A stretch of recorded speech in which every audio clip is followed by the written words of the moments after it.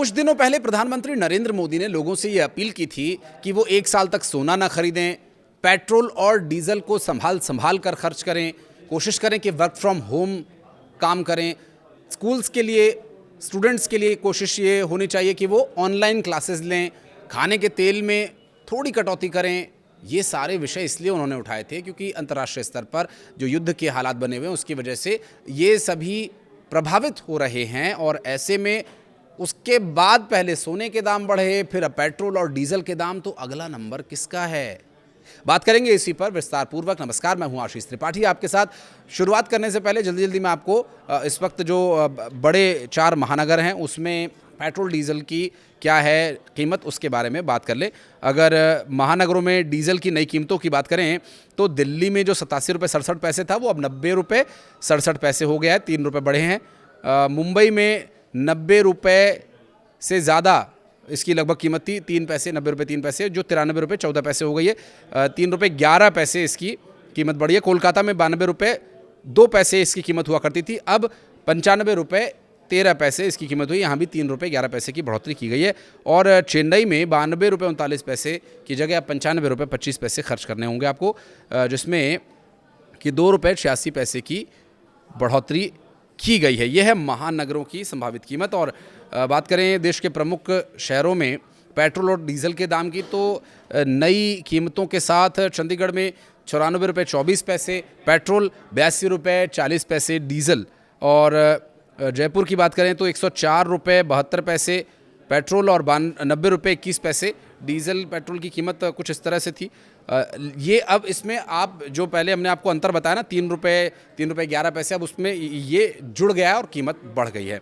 बहरहाल वापस लौटते अपने उस विषय पर जिसके बारे में हम यहाँ बात करने के लिए आ जाए हैं। आपको बता दें कि पेट्रोल डीजल की कीमत में इजाफा होने के अलावा भी एक बहुत ही महत्वपूर्ण बात यह है कि कुछ जगहों पर पेट्रोल पंप्स के स्टॉक्स खाली होने, बहुत भीड़ होने और पेट्रोल नहीं मिलने की भी बात सामने आ रही है। पेट्रोल की सप्लाई हो रही है, हर प्रदेश में, हर राज्य में पर्याप्त उपलब्धता है पेट्रोल और डीजल की, लेकिन कुछ पेट्रोल पंप्स पर चूँकि रिफिलिंग और वाहनों के माध्यम से गाड़ियों का वहां पहुंचना, इसमें थोड़ा सा समय होता है। जैसी पेट्रोल की कीमत बढ़ी, लोग पेट्रोल पंप्स पर पहुंच गए और नई गाड़ियों से आने वाले पेट्रोल का स्टॉक उसमें भरना और फिर लोगों को वितरण करना के बीच जो लोगों की भीड़ लगी, ये उसका परिणाम बताया जा रहा है। और इस वजह से ये समस्या उत्पन्न हो रही है। कई जगह से इस तरह की अफवाहें भी उठ रही हैं कि पेट्रोल खत्म हो गया।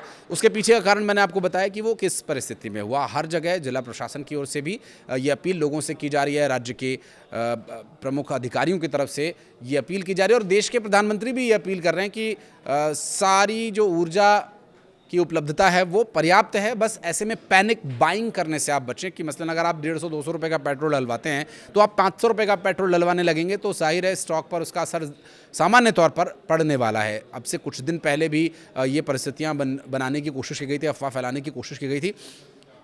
इसके बाद आज जो सिचुएशन है वो ये है कि पेट्रोल पर्याप्त मात्रा में उपलब्ध है, लेकिन दाम उसके इसलिए बढ़े हैं क्योंकि अंतर्राष्ट्रीय स्तर पर ये दावा सब प्रशासन और सरकार की तरफ से बार बार किया जा रहा है। अब बात प्रधानमंत्री नरेंद्र मोदी के उस अपील की जिसके चलते अब एक और बड़ी जो संभावना है कि ऐसा हो सकता है कि आपको वर्क फ्रॉम होम करना पड़े। हो सकता है कि स्कूल्स में ये अनिवार्य कर दिया जाए कि उन्हें ऑनलाइन क्लासेस ही लेनी होंगी, जैसा कि कोरोना काल में हमने देखा था।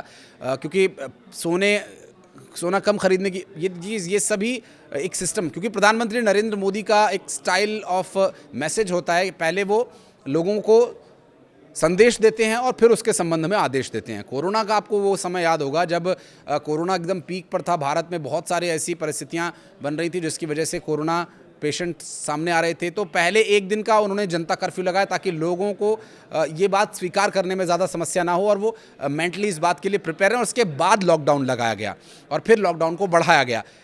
फिर उसके बाद आज अगर हाल के दिनों की हम बात करें तो प्रधानमंत्री नरेंद्र मोदी ने गोल्ड न खरीदने की लोगों से अपील की कि वो अगर गोल्ड नहीं खरीदेंगे तो भारत की जो विदेशी मुद्रा भंडार है वो भारत में रहेगा और इससे समस्या नहीं होगी, देश मजबूत स्थिति में रहेगा, क्योंकि विदेशी मुद्रा भंडार ही हमें पूरी दुनिया में सशक्त बनाता है।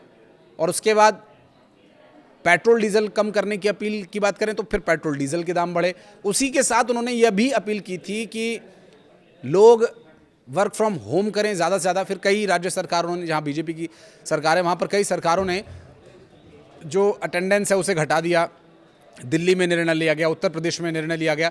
पेट्रोल और डीजल 3-3 रुपये प्रति लीटर महंगा हुआ है, कहीं 3 रुपये 11 पैसे है, कहीं 3 रुपये 14 पैसे है, कहीं 3 रुपये 21 पैसे। इस तरह से अलग अलग सिचुएशन अलग अलग स्टेट में है। दिल्ली में इस वक्त 97 रुपये 77 पैसे प्रति लीटर कीमत बताई जा रही है और डीजल 90 रुपये 67 पैसे की नई दर से मिल रहा है। नए दाम 15 मई को ही लागू हो गए थे और करीब 2 साल बाद दामों में ये बढ़ोतरी की गई है। अब आप देखिए कि इतना लंबा समय युद्ध के हालातों का रहा, लेकिन उसमें जहाँ पाकिस्तान में बेतहाशा पेट्रोल के दाम बढ़े, 150-200 रुपये बढ़ा करके फिर 50 रुपये कम कर दिए गए, यहाँ पर 3 रुपये 11 पैसे, 3 रुपये 14 पैसे, 3 रुपये 21 पैसे, इस हिसाब से पेट्रोल की कीमत बढ़ रही है और स्टॉक में अभी तक कमी नहीं आई है।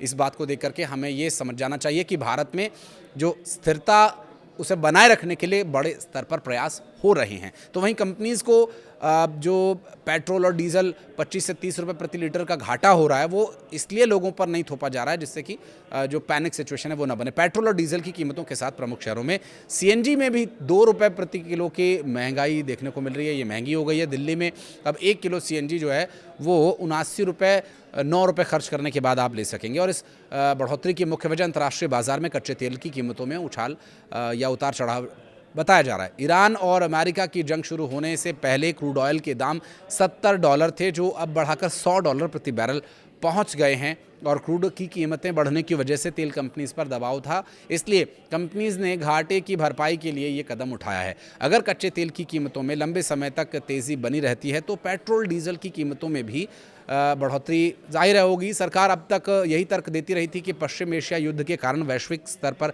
तेल की कीमतों में उछाल आया। इसके चलते पाकिस्तान, नेपाल, श्रीलंका जैसे पड़ोसी देशों में पेट्रोल डीजल की कीमतों में 15 से 20% तक का बढ़ोतरी देखने को मिली थी और भारतीय उपभोक्ताओं पर इसका बोझ अब तक नहीं डाला गया है। देश में पेट्रोल और डीजल की कीमतें मार्च 2024 से स्थिर बनी हुई थी। लोकसभा चुनाव 2024 से ठीक पहले सरकार ने कीमतों में 2 रुपये प्रति लीटर की कटौती कर जनता को राहत दी थी। हालांकि तकनीकी रूप से भारत में ईंधन की कीमतें विनियमित हैं और कंपनी अंतर्राष्ट्रीय क्रूड की 15 दिनों की औसत कीमत के आधार पर हर दिन रेट बदल सकती हैं, लेकिन राजनीतिक संवेदनशीलता के कारण इन्हें लंबे समय तक नहीं बदला गया था और चूँकि काफ़ी घाटा कंपनीज को हो रहा है इसलिए अब इनमें बदलाव किया गया है। बात उस विषय की जिस पर कि आशंका है या संभावना है, प्रधानमंत्री नरेंद्र मोदी ने जिन विषयों पर बात रखी थी उनमें से 2-3 पर तो असर दिखाई दे रहा है, लेकिन 2-3 विषय जिस पर अभी तक असर नहीं दिखाई दिया वो ये है कि वर्क फ्रॉम होम को लेकर के एक नया नियम लाया जा सकता है और वर्क फ्रॉम होम अनिवार्य कर दिया जाए। कंपनीज़ को निर्देश दिए जा सकते हैं और ऐसा करने के पीछे प्रबल संभावनाएँ हैं, क्योंकि पहले सोने के खरीदी को लेकर नियंत्रित तरीके से और फिर पेट्रोल डीजल में नियंत्रित तरीके से खर्च के विषय पर अब एक एक परिणाम देखने को मिले। सोने का दाम बढ़ा, पेट्रोल डीजल का दाम बढ़ा, सीएनजी का दाम बढ़ा।